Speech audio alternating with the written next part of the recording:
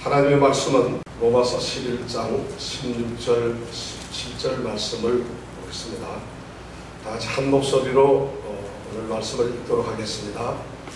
제사는 처음 익은 곡식가루와 거룩한 즉 떡덩이도 그러하고 우리가 거룩한 즉 가지도 그러하니라. 또한 가지 얼마가 꺾여졌는데 돌 감람나무인 내가 그들 중에 접붙임이 되어 참 감람나무 뿌리의 진액을 함께 받는 자 되었은즉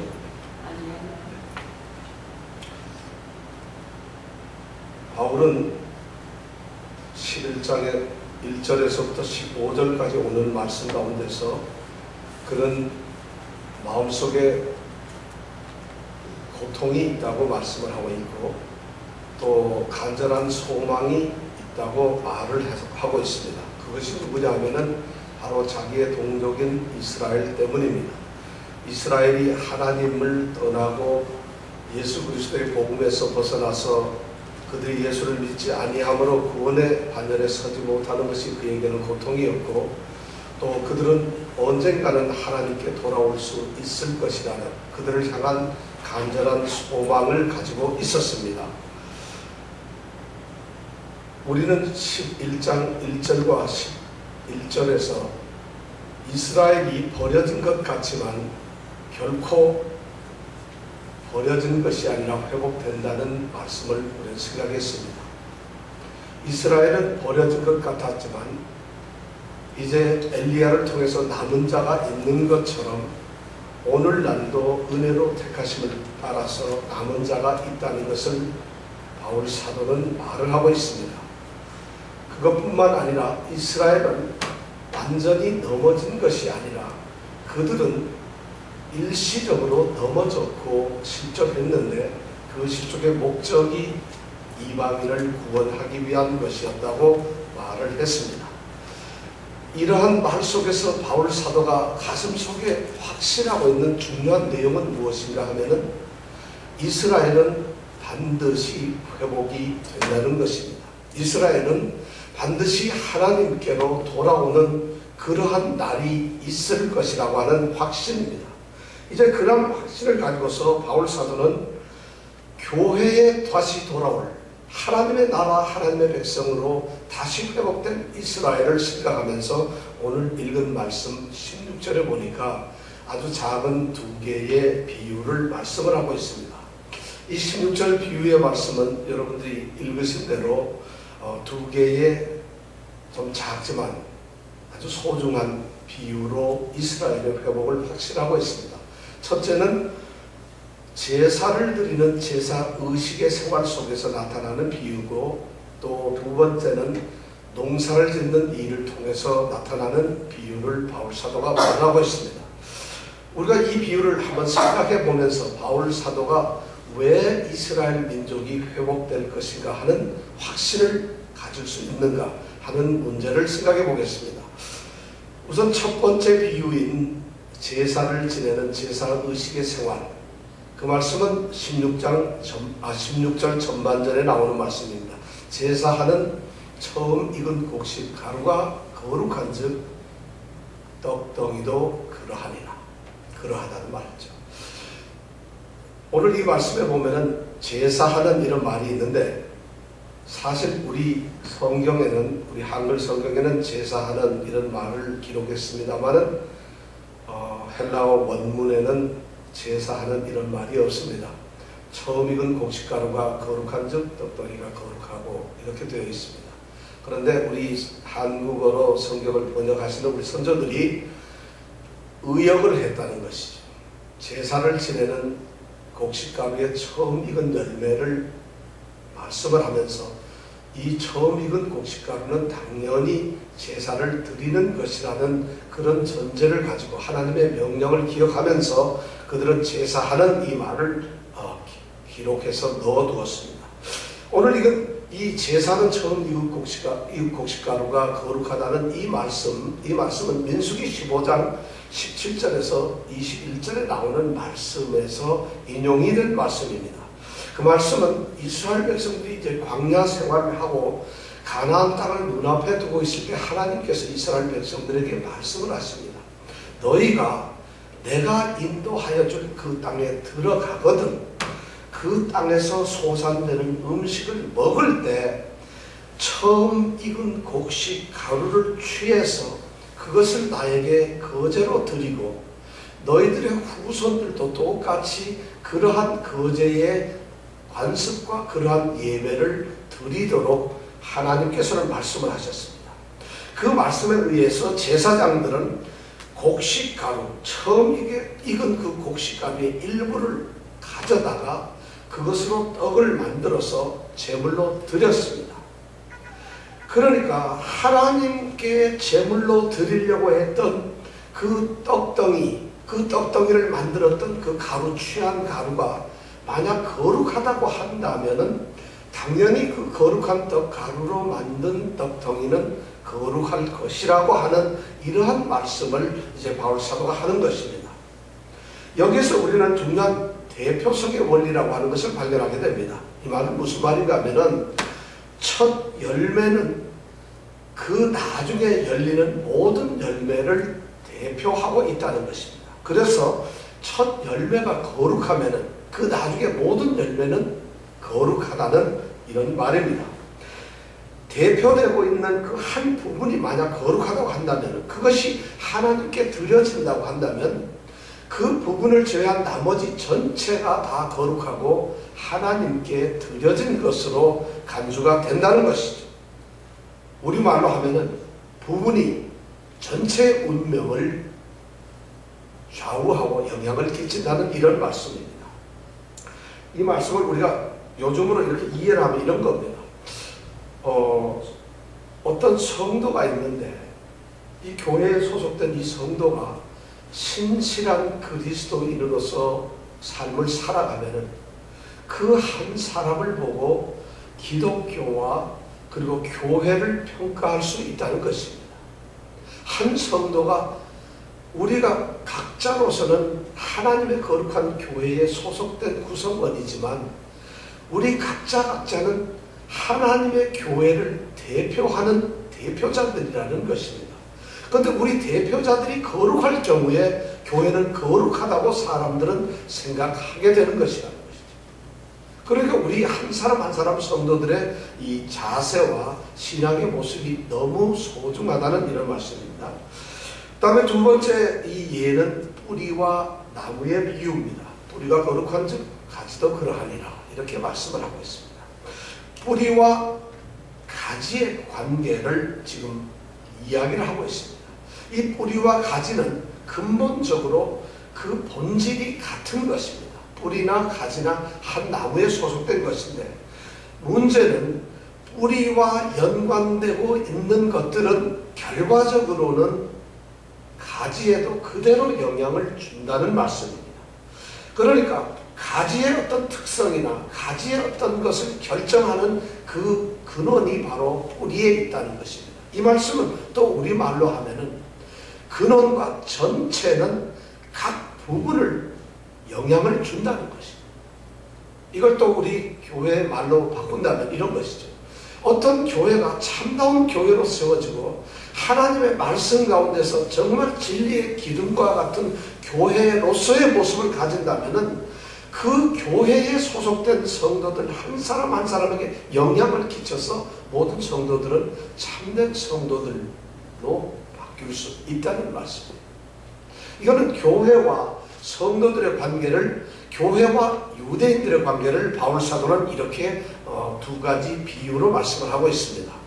이 두 가지 비유를 우리는 이렇게 설명을 했는데 여기에서 중요한 것은 두 가지 유의점이 있습니다. 이 비유를 생각하면서 그런 거로구나 이렇게 생각해서는 안 되고 우리가 꼭 중심을 가지고 조심을 해야 될 두 가지 의미가 있다고 생각을 합니다. 첫 번째, 오늘 말씀 이 16절에 보니까 처음 익은 제사는 이 떡 가루가, 곡식 가루가 거룩하다.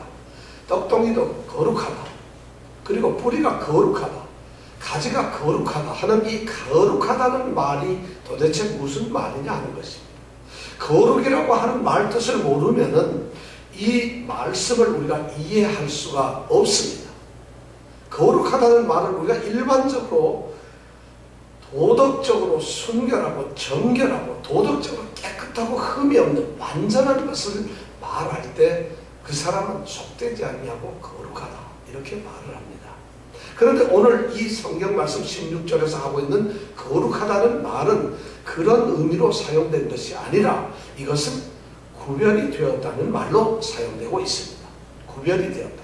실제로 성경에서 거룩하다는 말은 구별이 되었다는 뜻으로 사용이 되고 있습니다. 구별이 되었다는 말은 다시 그 말을 규정을 한다면 하나님께 드려졌다는, 바쳐졌다는 것입니다. 자, 그러면 이 말씀을 바꾸면은 제사하는 처음 익은 곡식 가루가 하나님께 바쳐졌다면은 떡덩이도 당연히 하나님께 바쳐진다는 것이고, 뿌리가 하나님께 구별되어서 하나님께 드려졌다면은 가지들도 당연히 하나님께 구별되고 바쳐진 것이라는 것입니다. 여기서 거룩하다는 말이 바로 그런 뜻이라는 것이죠. 우리가 이렇게 이해를 하면 되겠습니다. 여기는 성물이 있습니다. 교회에 제사를 지내거나 예배를 드리기 위한 귀한 성물이 있는데 우리는 그것을 성물이라고 합니다. 성기라고 합니다. 사실 그 물건은 거룩한 것은 거룩하다고 우리가 이제 이야기해서 거룩한 물건이라고 하는데 그 물건이 무슨 깨끗하고 순결하고 그런 것은 아니잖아요.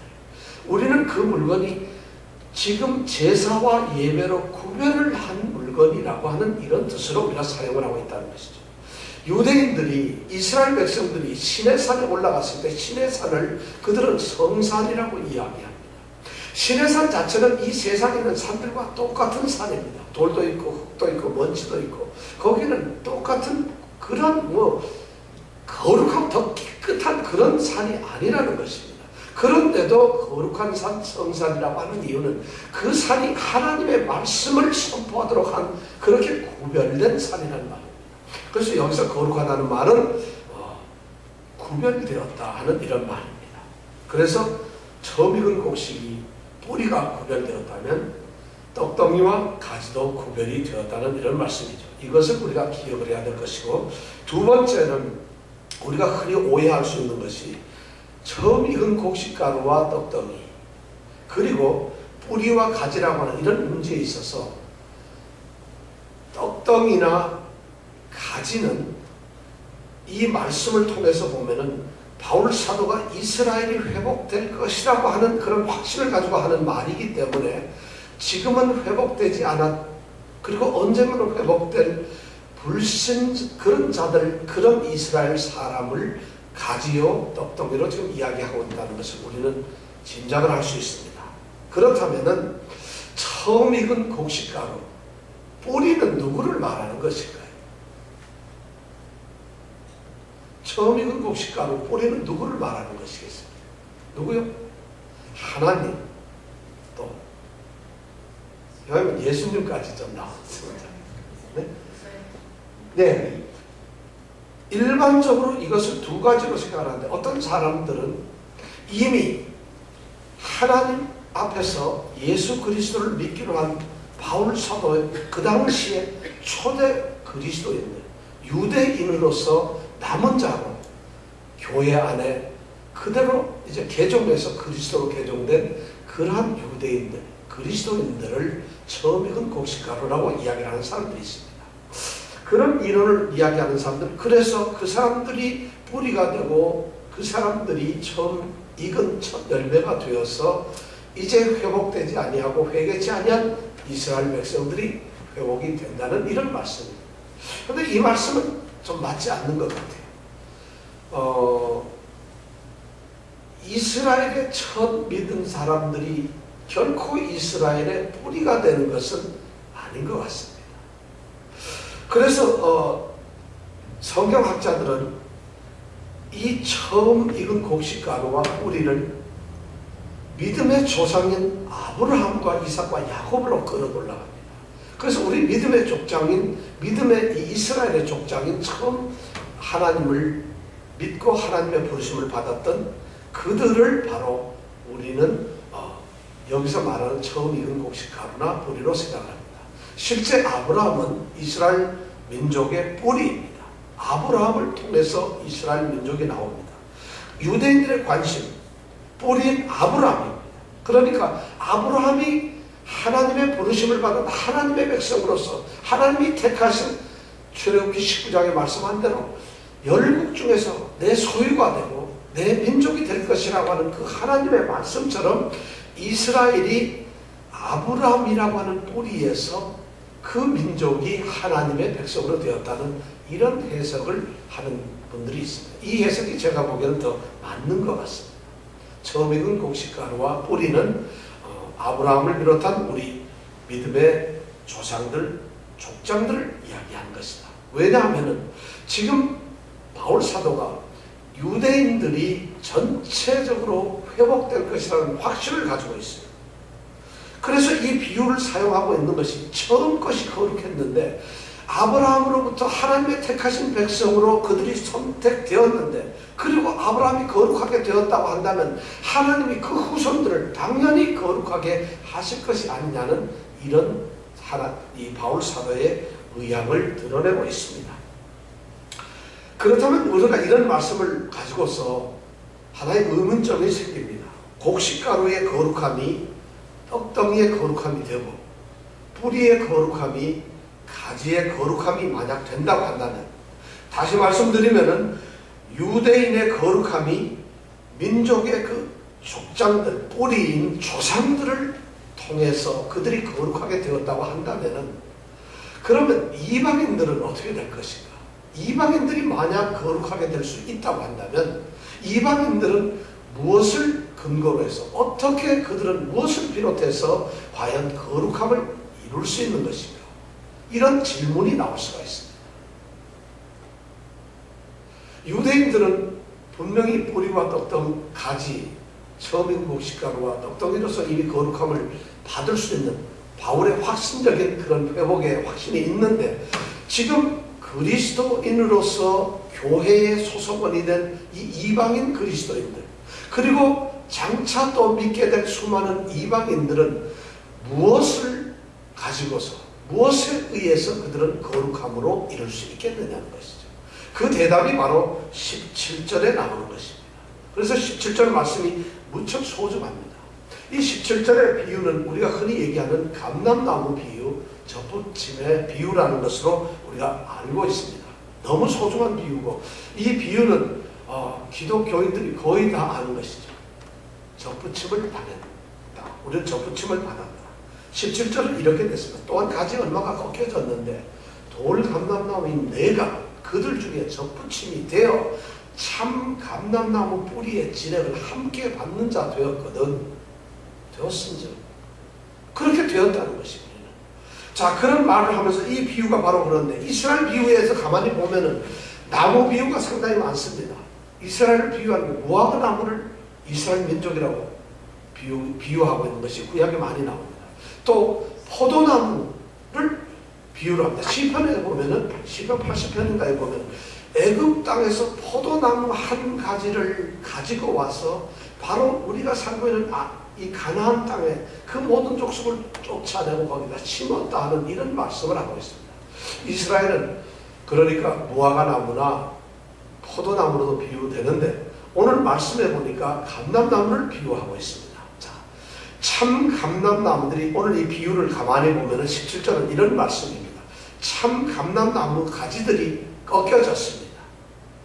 그런데 그 꺾여진 자리에 돌 감람나무 가지가 접붙임을 입었습니다. 그런데 이 접붙임을 입은 돌 감람나무의 이 가지가 참 감람나무의 뿌리의 진액을 참 감람나무에 지금 아직도 붙어있는 그 가지들과 함께 받고 있다 하는 이런 말씀이 오늘 17절의 말씀입니다. 이 말씀을 우리가 이제 생각을 해야 될 텐데 이 말씀을 우리가 이해하기 위해서는 먼저 선결 조건이 있습니다. 이 말씀을 이해하기 위해서는 가장 중요한 것이 뭐냐? 참 감람나무는 누구를 말하는 것이냐? 돌 감람나무, 오늘 17절에 보니까 참 감람나무와 돌 감람나무가 나오는데 참 감람나무는 누구고 돌 감람나무는 누구냐 하는 것이죠. 자, 누구겠습니까? 참 감람나무는 누구요? 이스라엘, 유대민족. 그 다음에 돌 감람나무는 이방인. 이렇게 우리가 지금 이 말씀의 쭉 흐름을 보고 바울 사도가 하는 말의 의미를 이렇게 생각해보고 이 말씀을 또 생각해보면 그렇게 말을 할 수가 있습니다. 너무 많은 목사님들이 그리고 너무 많은 성경 해석자들이 참 감람나무는 유대인이다 이렇게 말을 합니다. 또 얼핏 들어보면 그런 것 같아요. 참감나무 유대인들이 있었는데 그들이 꺾여지고 우리가 거기에 접붙임이 되었어. 그래서 우리는 참감나무가 되었다 하는 이 말씀을 통해서 보면은 참감람나무가 유대인이라고 하는 말이 맞을 듯하게 보입니다. 그러나 그것은 표면적으로 이 말씀을 생각했기 때문에 그런 겁니다. 절대 그렇지 않다는 얘기입니다. 유대인들은 물론 종종 감람나무로 불렸습니다. 그리고 그 감람나무의 뿌리가 바로 아브라함이라고 하는 것을 유대인들은 알고 있어요. 그러나 오늘 바울 사도가 이 말씀 가운데서 참감람나무라고 하는 이 비유를 쓸 때 저는 유대인이라고 하는 말을 받아들일 수가 없습니다. 인정할 수가 없습니다. 그 이유를 제가 몇 가지를 얘기해 드리겠습니다. 만일 참감람나무가 유대인이라고 한다면 그러면 참감람나무에 접붙임을 받은 우리 이방인들은 자동적으로 뭐가 되는 건가요? 유대인이 된다는 것이. 그런가요? 우리가 예수를 믿게 되고 지금 바울 사도는 예수를 믿게 된 이방인들인데 그들이 유대인이 되었다 이런 말을 하고 있는 것은 아니잖아요. 그러면 참감람나무에 우리 이방인이 접붙임을 냈으니까 우리가 저절로 유대인이 되었다 이런 말은 바울 사도가 할 수 없는 것이에요. 그러니까 이건 당연히 참감람나무에 접붙임을 받은 것이 참감람나무가 유대인이라고 하는 말은 성립이 될 수가 없는 것 같습니다. 또 두 번째 저는 이런 얘기가 있습니다. 17절을 가만히 자세히 읽어보면 본문의 내용에서 사도가 말하고 있는 것은 유대인이라고 하는 사람들은 나무가 아니라 가지라고 하는 말을 하고 있어요. 오늘 이 말씀에 들어보면 꺾인 것이 나무가 꺾인 것이 아니라 가지가 꺾였다는 것이에요. 또한 가지 얼마가 꺾였는데 만약에 나무가 유대인이라고 한다면 이 나무가 꺾였어야 되는 것이에요. 나무가 무너져야 되고 나무가 실족해야 되고 나무가 망해야 되는 건데 그렇지 않고 가지 얼마가 꺾여졌는데 이렇게 17절은 말하고 있다는 것이죠. 그렇다면 나무는 꺾이지 아니하고 가지만 꺾였다는 것이죠. 가지가 꺾인 것이지 나무가 꺾인 것이 아니라 그렇다면 가지와 나무는 다른 것이에요. 구별되는 것이죠. 그러니까 이건 절대로 유대인일 수가 없다는 것이죠. 이유가 그렇게 또 됩니다. 제가 생각해 보니까 그렇습니다. 세 번째 또 이유는 또 이런 겁니다. 오늘 이 말씀을 가만히 읽어보니까 참감나무에서 이제 가지가 꺾여지고 이방인 그리스도인이 접붙임이 되었는데 접붙임이 된 이 이방인 가지들이 참감람나무 뿌리의 진액을 함께 받는 자가 되었다는 것이죠. 함께 받는 자. 자, 함께 받는 자라는 것은 혼자 받는 것이 아니라 누구랑 같이 받는 것이에요. 누굴까요? 그게? 아까 말씀드린 참감람나무에 붙어있는 아직까지 가지들입니다. 그런 가지들과 접붙임을 받은 가지가 함께 뿌리의 진액을 받고 있다는 것이에요. 이 뿌리의 진액이란 생명을 지켜주고 가지들을 풍성하게 만들어주는 힘의 근원입니다. 그러면 참감람나무의 뿌리의 진액이 유대인의 뿌리의 진액이라고 이런 말이 성립이 될 수 있을까요? 지금 바울 사도가 11장 1절에서부터 15절까지 하는 말이 유대인들, 이스라엘은 넘어졌다는 것이에요. 그들은 실족했다는 것이에요. 근데 실족하고 넘어진 그들이 어떻게 생명의 뿌리의 진액을 우리에게 줄 수 있느냐는 것이에요. 불가능하죠. 자, 그렇다면 유대인은 아닌 것 같습니다. 그러면 참감람나무는 누구를 말하는 것일까요? 그래서 우리가 흔히 교회 다니는 사람들이 우선 딱 하면 예수님께서 잠자는 자들의 첫 열매가 되셨다 이런 말 딱 듣고 나서 이게 예수로군요. 천만의 말씀은 예수가 아니에요. 너무 예수 이러면 굉장히 신앙이 좋은 것처럼 생각이 되는데 그런 것이 아닙니다. 참감람나무는 누굴까요? 네? 제일 정답은 돌감람나무가 아닌 사람 이렇게 제일 정답이에요. 그럼 참감람나무는 누굴까요? 이것이 바로 하나님의 백성이라고 하는 거예요. 하나님의 백성, 하나님의 나라, 조금 더 발전을 하면은 교회라고 할 수가 있다는 것이죠. 여러분들 그렇게 이해를 하시면 이 말씀이 훨씬 더 달라집니다. 하나님의 백성이라는 것이죠. 참된 이스라엘로서 구성된 하나님의 백성을 참 감람나무라고 할 수가 있다는 것이죠. 우리는 그 근거를 로마서 9장에서 우리가 찾아볼 수가 있어요. 9장 6절에서부터 8절까지의 말씀에 우리가 찾아볼 수 있어요. 6절에 보면은 또한 하나님의 말씀이 폐하여진 것 같지 않도다. 이스라엘에서 난 그들이 다 이스라엘이 아니다. 이런 말이 나옵니다. 자, 이 말은 뭐냐면 하나님이 약속을 하셨는데, 이스라엘 백성들은 약속을 하셨는데 그 약속이 무너진 게 아닙니다. 왜냐하면 이스라엘이 지금 하나님을 믿지 않고 예수를 믿지 않고 복음에 들어오지 아니하고 구원을 받는 그런 모습이 아니라 이스라엘이 오히려 하나님의 메시아고 구원자이신 우리 예수 그리스도를 배척하고 거절하는 것이, 이런 걸로 봐서는 하나님이 택하신 자기 백성을 버릴 수가 없는데 어떻게 이럴 수가 있느냐. 그러면 하나님의 약속 말씀이 없어진 것이냐, 하나님의 그 말씀을 포기해버린 것이냐, 그게 아니라는 것이죠. 그러면서 말하는 바울 사도의 논리가 첫 번째가 뭐냐면 이스라엘에서 난 그들이 다 이스라엘이 아니라는 것이에요. 그렇다는 얘기는 뭐냐면 이스라엘에는 참된 이스라엘과 이스라엘인 것처럼 보이지만 그런 이스라엘이 있다는 것입니다. 그것을 다시 7절에 가면 구체적으로 얘기하는데, 또한 아브라함에게서 난 자가 다 그 씨가 아니라 오직 이삭에서 난 자라야 메시아 칭함을 받는다. 이런 말씀을 하고 있어요. 이제 이스라엘에서 난 그들이 다 이스라엘이 아니라고 하는 말씀을 조금 더 자세하게 규정을 해줍니다. 이삭에서 난 사람만 아브라함의 씨가 되는 것입니다. 아브라함은 두 아들을 낳았어요. 하나는 이스마엘이라고 하는 아들을 낳았고 또 하나는 이삭이라고 하는 아들을 낳았어요. 둘 다가 틀림없는 아브라함의 후손이고 자식입니다. 이들은 분명히 아브라함의 후손이 되며 아브라함의 후손으로서의 민족을 이룹니다. 그런데 이스마엘은 자연적인 출생, 육체적인 소욕을 따라난 육체적인 자녀이고 이삭은 약속을 따라난 자녀라는 것이죠. 그러니까 자녀가 다르다는 것입니다. 그것을 또 더 자세하게 설명을 하기 위해서 8절에 얘기합니다. 곧 육신의 자녀가 하나님의 자녀가 아니라 오직 약속의 자녀가 그 씨로 여기심을 받느니라. 이렇게 되어 있습니다. 이 말은 뭐예요? 육신의 자녀는 비록 아브라함의 후손이긴 하지만은 그들은 우리가 성경에서 말하는 하나님의 참 이스라엘이 아니라는 것이죠. 약속의 자녀인 이삭의 후손들만이 온전하게 하나님의 약속의 자녀라는 것이죠. 그렇다고 해서 그 말도 또 그 다음에 가면은 또 다시 얘기해서 야곱과 에서의 비유를 9장에서 또 얘기합니다.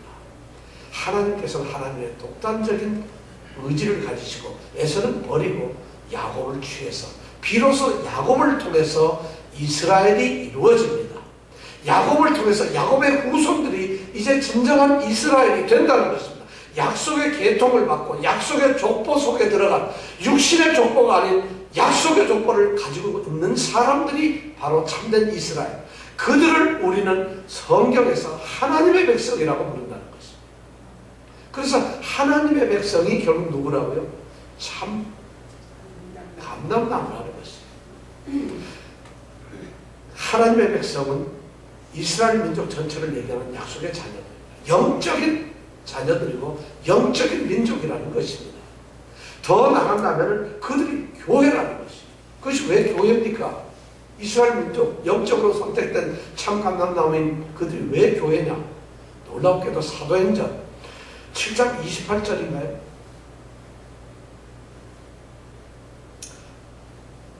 7장에 보면은 스데반 집사가 순교를 당하면서 마지막 설교를 합니다. 그때 설교를 이 바리새인들과 자기를 죽이려고 하는 유대인들에게 통렬한 최후의 설교를 하는데 그때 그가 한 말이 뭐냐면 광야교회라고 하는 말을 사용합니다. 광야교회. 그 당시에 광야에 무슨 교회가 있었나요?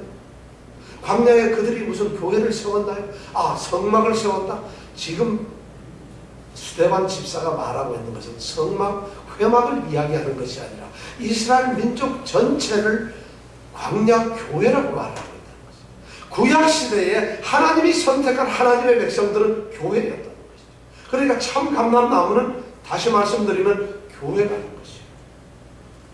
자, 참 감람나무가 이제 하나님의 백성이고 어떤 의미에서는 하나님의 나라며 어떤 확실한 의미에서는 하나님의 백성이라고 한다면 이방인 우리가 하나님의 백성에 편입되려고 한다면 하나님의 나라인 교회 속으로 들어가려고 한다면 어떻게 할 수가 있는 것인가?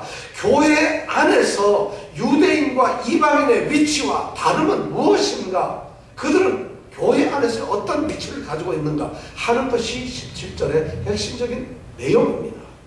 그 말씀이 바로 뭐냐면 우리가 접붙임이 되었다는 그 참감남나무에 우리가 접붙임이 되었다. 이 접붙임의 세 가지 원리를 바울 사도는 17절에서 얘기하고 있는데, 첫 번째가 가지 얼마가 꺾였는데 참감남나무의 가지들이 꺾였다는 것이, 꺾어졌다는 것입니다. 자, 이 말씀은 뭔가 하면 참감남나무, 하나님의 백성인데 그 하나님의 백성이라고 하는 참 감람나무에 그 나무의 가지들이 유대인들이었어요. 가지가 유대인이에요. 그런데 이 가지들 중에 유대인 중에 지금 바울 사도가 말하는 것 상당수 얼마라고 하는 것은 꺾였다는 것을 강조하기 위해서 꺾였어요. 잘라졌어요. 그들은 왜 그랬을까? 유대인들이 하나님을 믿어야 되고 예수 그리스도의 복음을 받아 드려야 되는데 죄와 불신 그것 때문에 하나님께서 그들을 잘라냈다는 거죠. 하나님께서 이 하나님의 백성인 나무 전체를 잘라내는 것이 아니라 불신하고 있는 유대인들이라고 하는 그 가지들만 잘라냈다는 것입니다. 그래서 가지가 얼마가 쫙 잘라졌어요. 유대인들은 바로 복음을 받아들이지 아니하고 그 바울 사도 그 당대에 교회에 존재하지 않는 그런 사람들이 대다수였습니다. 그들은 그 당시에도 믿음이 아닌 행위로서, 율법으로서 그들이 구원을 얻을 거라고 생각을 했어요. 그래서 자신들은 하나님의 언약의 백성이고, 그리고 하나님께서 말씀하신 신앙의 뿌리인 아브라함의 후손들이기 때문에 우리는 특권을 누릴 수밖에 없다는 이러한 교만함과 잘못된 신앙의식을 가지고 있었다는 거예요. 그래서 하나님께서는 그들을 꺾으십니다. 그들을 뿌리와 단절시켜서 뿌리와 가지의 생명력의 관계를 갖다가 잘라버리셨다는 것이죠. 우리가 원예에서도 보면은 가지가 비바람을 맞아서 좀 꺾이거나 비실비실하거나 잘 못 자라거나 벌레가 먹거나 잘못되면은 전지를 해버립니다. 그렇게 잘랐다는 것이죠. 비록 그들이 육신적으로 아브라함의 자손이 틀림없습니다. 그들이 하나님의 백성으로서 호칭을 받고 있는 이스라엘 민족입니다. 그러나 그들이 이스라엘 민족이라고 해서 이스라엘이 다 이스라엘이 아니라는 것이죠.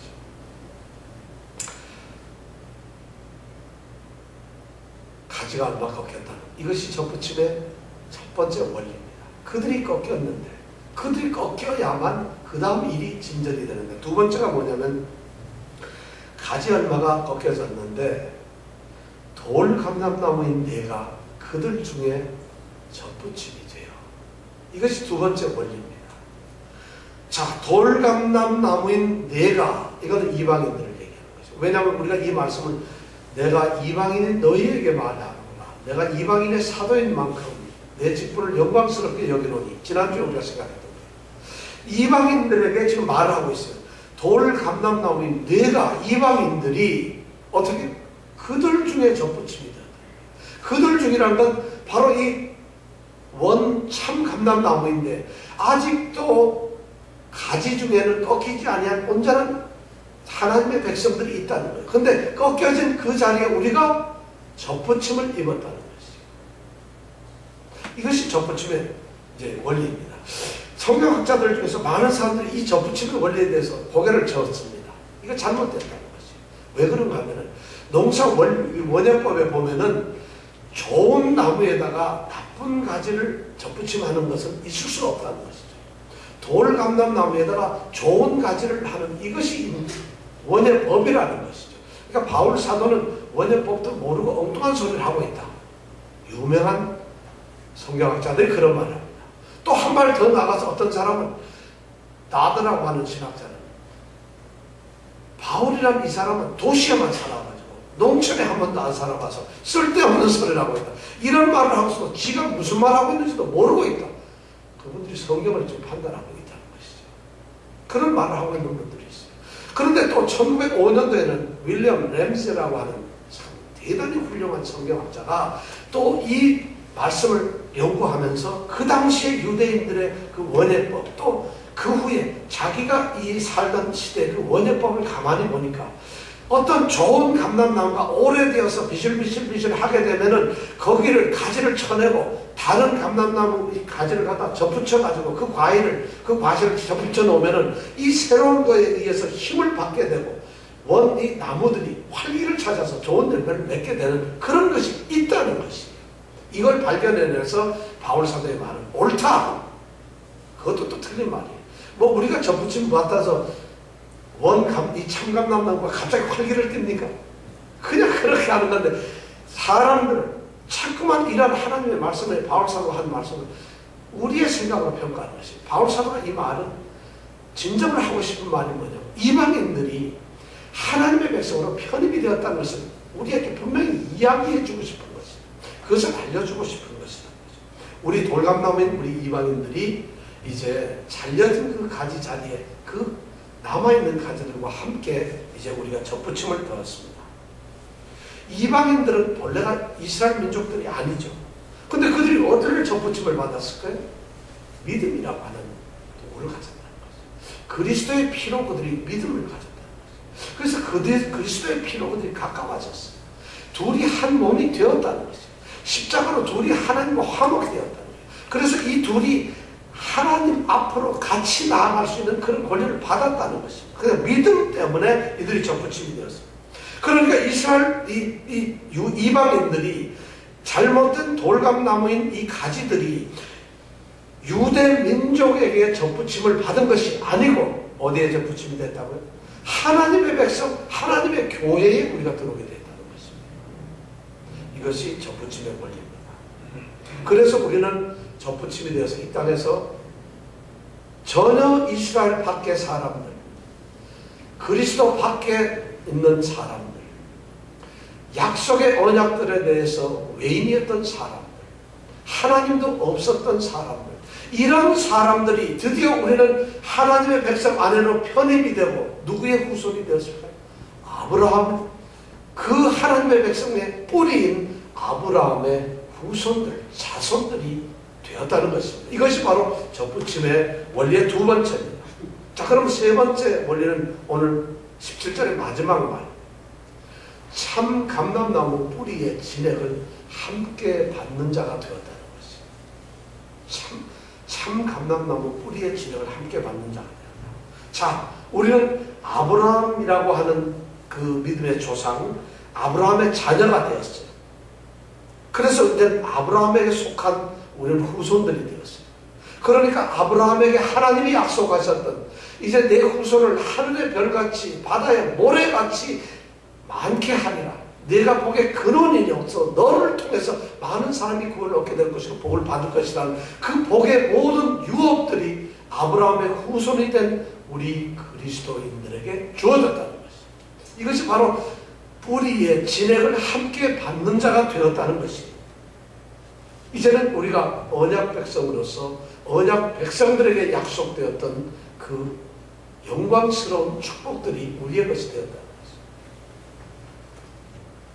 뿌리의 진액을 함께 받는다. 이 말은 뿌리에서부터 나오는 그 생명력 있는 것을 받는다는 것이죠. 뿌리의 진액이란 다름 아닌 생명을 말합니다. 그 생명은 예수 그리스도께서 우리에게 주시는 생명.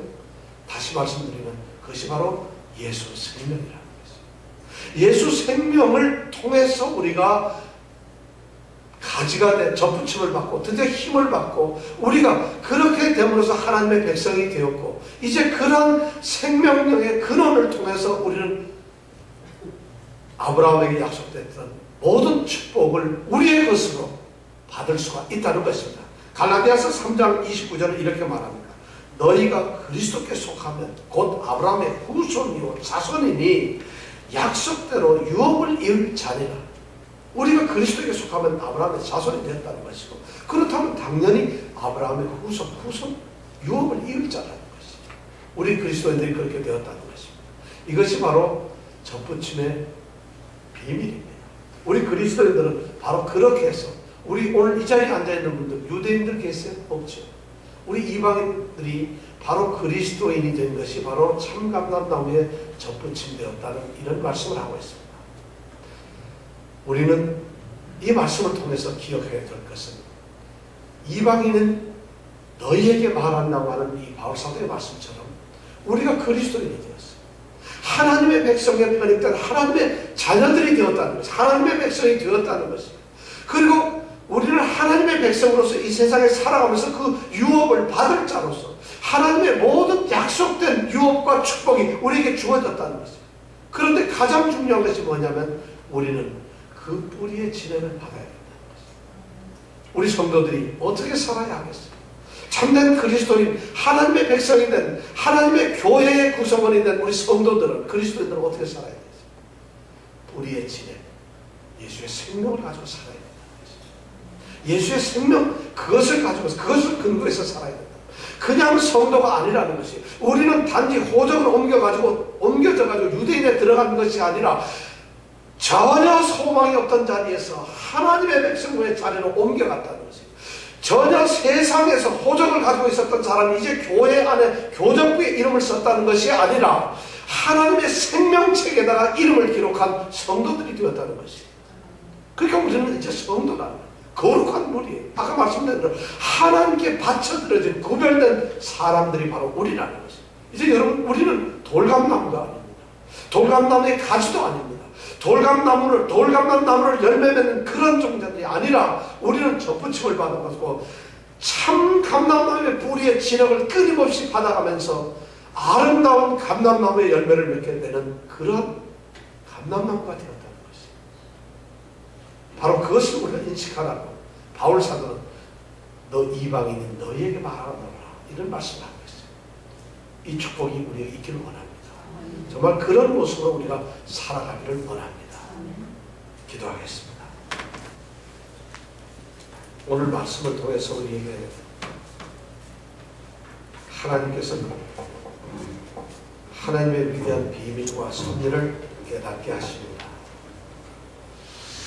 도저히 죄인인 이방인들이 하나님이 말씀하시는 그 하나님의 백성으로 들어갈 수가 없는데 아니 유대인들만 그런 권리가 있는 줄 알았는데 하나님께서는 하나님의 비밀의 섭리를 통해서 유대인들의 가지들 잘못된 가지들을 꺾어버리고 그 자리에 우리를 세우셔서 새롭게 피조된 창조된 하나님의 백성을 만드셨습니다. 우리가 바로 그 자리에 들어갔습니다. 오 하나님 감사합니다. 이제 접붙임을 받은 돌감나무였던 우리들 하나님의 참된 백성으로서의 참감람나무 가지가 되었사오니 온전한 거룩한 구별된 하나님께 바쳐진 귀한 감람나무 가지들이 되게 하여 주시옵소서. 아멘. 예수님 이름으로 기도드렸습니다. 아멘.